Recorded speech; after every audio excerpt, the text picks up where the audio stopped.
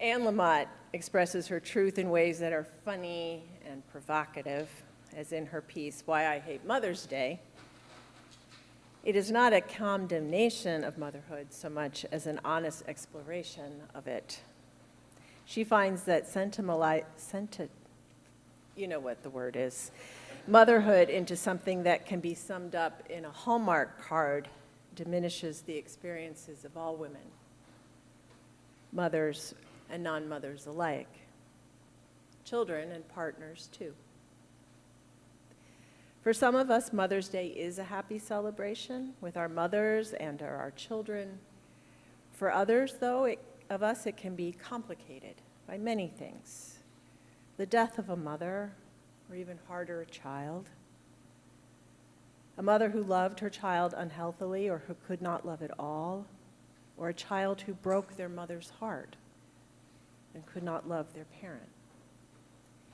A woman suffering infertility with its grief and sense of failure. A birth mother who lets go of a child. A woman who had an abortion by choice or by necessity. A mother who lost a future child to miscarriage. Nor are those who give birth the only kinds of mothers. Adoptive mothers, foster mothers, stepmothers, mothers-in-law, grandmothers, and other relatives. Polyamorous partners, lesbian spouses, gay couples, all the different ways that we are families.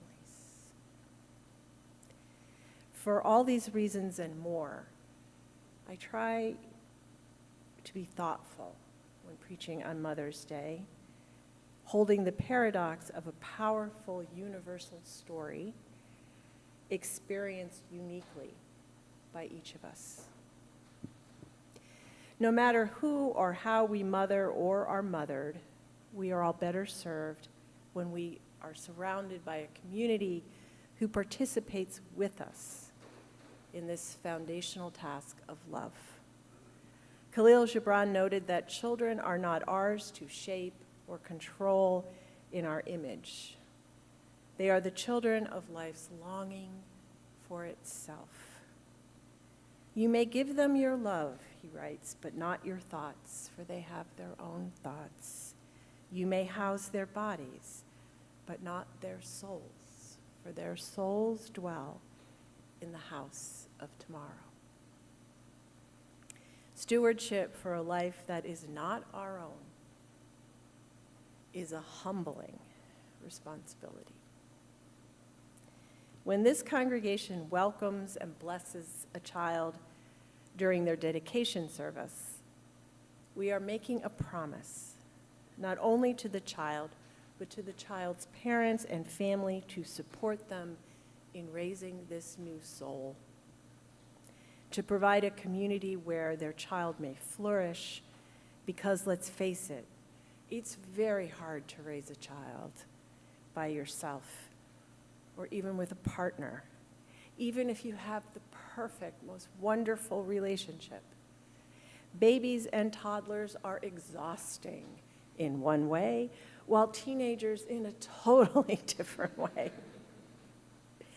Things can change or not turn out the way we dreamed. Having a community who will hold us when we struggle, when we struggle, laugh with us about the absurdities, and celebrate the joys, big and small, through all the years, is a gift all parents and all children need, no matter our age. Nelson Mandela said in his address at the founding of the Nelson Mandela Children's Fund, "There can be no keener revelation of a society's soul than the way it treats its children." If this is the case, then our society has a lot of work ahead to heal its soul. If we are, as a society, to take Mother's Day seriously, we would not sentimentalize, yes, or idealize motherhood, or treat children the way we do. We certainly wouldn't rip children away from their parents and incarcerate them or send them to countries of their supposed origin where they have never lived. We wouldn't protect rich men who abuse young teenage girls and boys. We wouldn't destroy the environment. Instead, we would embrace motherhood as a calling we all share, to care for the children of this country and this earth, to love them fiercely and gently for who they are, to create space for them to learn and grow into their gifts and challenges, to model for them resilience and compassion and accountability, generosity and gratitude. We would support mothers, parents, in the ways they need, providing affordable daycare for those who choose to work, and making it affordable for mothers and fathers to choose to stay at home.